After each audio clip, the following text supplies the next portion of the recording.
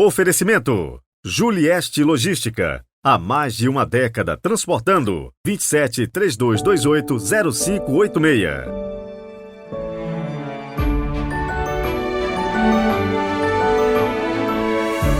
Vigésimo quarto domingo do tempo comum, 17 de setembro de 2023. E mais uma vez nos encontramos por aqui para a meditação da palavra de Deus. Portanto, sejam muito bem-vindos. Hoje quero mandar aquele super abraço acompanhado dos meus parabéns para o Rodrigo Teixeira, que no último dia 14 fez aniversário. Muitas orações e muita vida para você, viu? Iniciemos nosso domingo com a oração.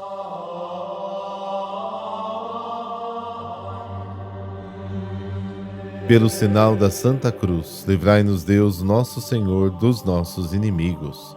Ó Deus, Criador de todas as coisas, volvei para nós o vosso olhar, e para sentirmos em nós a ação do vosso amor, fazei que vos sirvamos de todo o coração. Amém.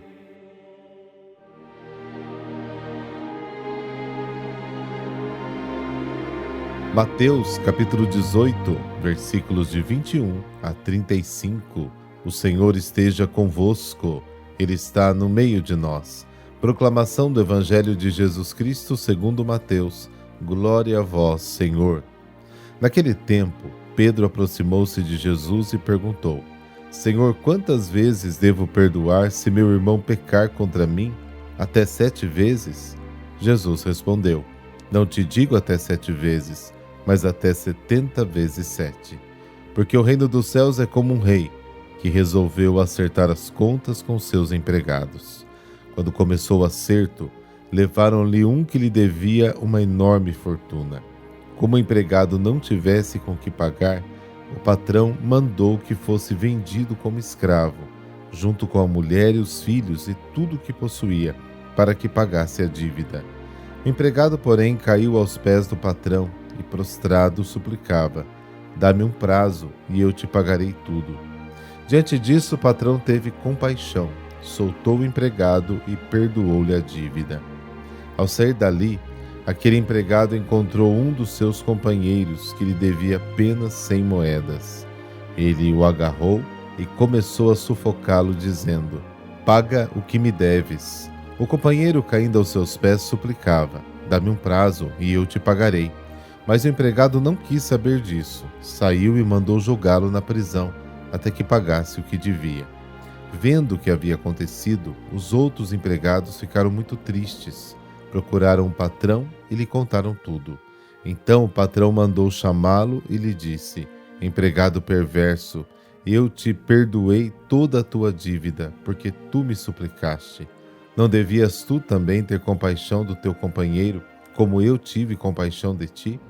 O patrão indignou-se e mandou entregar aquele empregado aos torturadores, até que pagasse toda a sua dívida.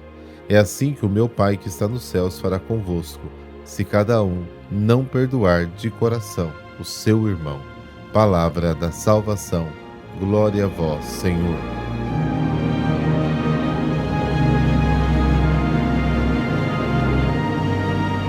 Pedro acredita que entra plenamente no Espírito de Jesus ao perdoar 7 vezes.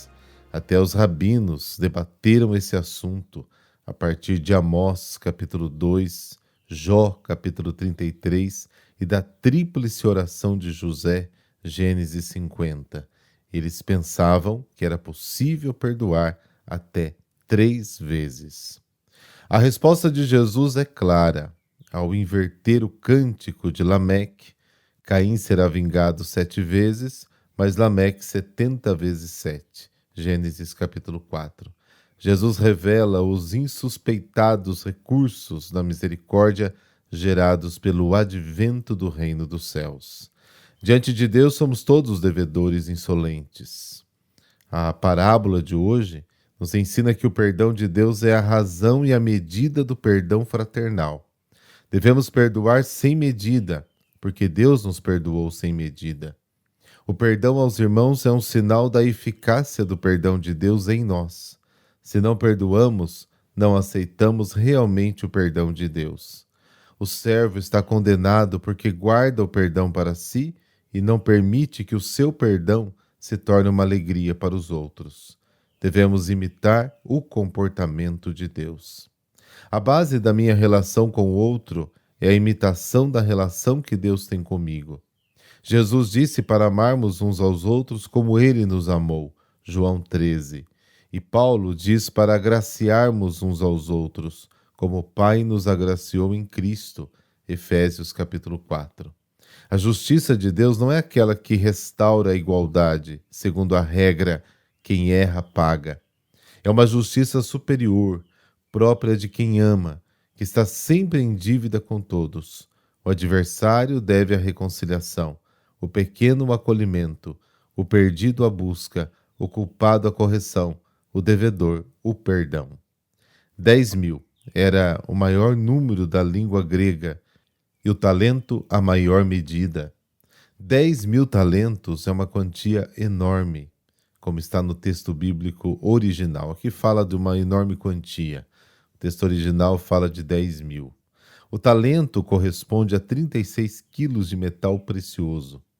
10.000 talentos correspondem a 360 toneladas de ouro ou prata. Nós, inclusive, já falamos disso aqui.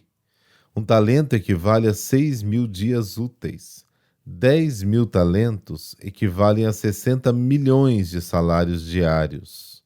Para pagar essa dívida, o servo teria que trabalhar cerca de 200.000 anos. O número exagerado é, na verdade, uma vaga ideia do que Deus nos deu. 100 denários, por outro lado, correspondem ao salário de 100 dias úteis. Um número discreto, mas completamente insignificante em comparação com a dívida de 10.000 talentos que acaba de ser perdoada. Pensar na dívida perdoada nos torna tolerantes e magnânimos com os outros. Perdoar é uma questão de coração. É recordar o amor que o Pai tem por mim e também pelo meu irmão.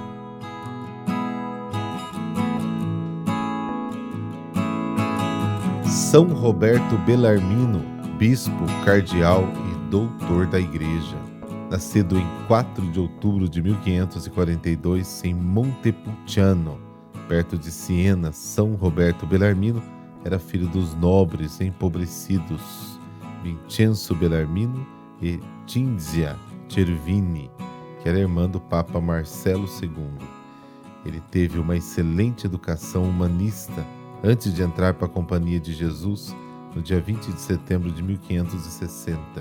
Os estudos em filosofia e teologia que realizou entre o Colégio Romano, Pádua e Louvain centraram-se em São Tomás e nos padres da Igreja e foram decisivos para sua orientação teológica. Ordenado sacerdote no dia 25 de março de 1570.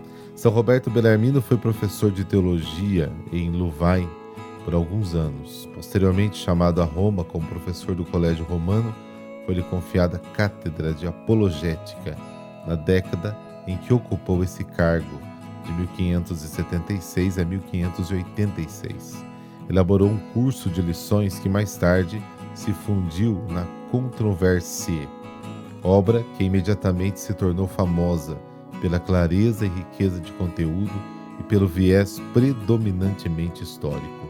O Concílio de Trento acabava de terminar e para a Igreja Católica era necessário fortalecer e confirmar sua identidade, também em relação à Reforma Protestante. A ação do Bellarmino se inscreve nesse contexto. De 1588 a 1594, foi o primeiro pai espiritual dos alunos jesuítas do Colégio Romano, entre os quais conheceu e dirigiu São Luís Gonzaga, e mais tarde superior religioso. O Papa Clemente VIII o nomeou teólogo pontifício, consultor do Santo Ofício e reitor do Colégio das Penitenciárias da Basílica de São Pedro. Seu Catecismo, Breve Doutrina Cristã, que foi sua obra mais popular, remonta ao biênio de 1597 a 1598. Dia 3 de março de 1599 foi criado cardeal pelo Papa Clemente VIII e no dia 18 de março de 1602 foi nomeado arcebispo de Capua. Recebeu a ordenação episcopal no dia 21 de abril do mesmo ano.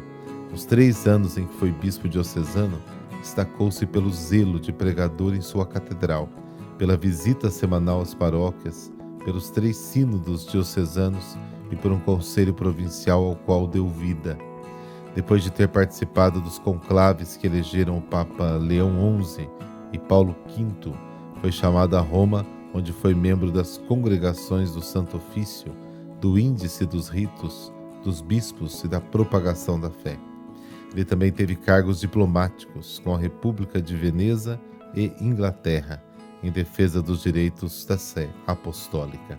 São Roberto Bellarmino, em seus últimos anos, compôs vários livros sobre espiritualidade, nos quais condensou o fruto de seus exercícios espirituais anuais. Ao lê-los, o povo cristão ainda hoje recebe grande edificação. Morreu em Roma, no dia 17 de setembro de 1621.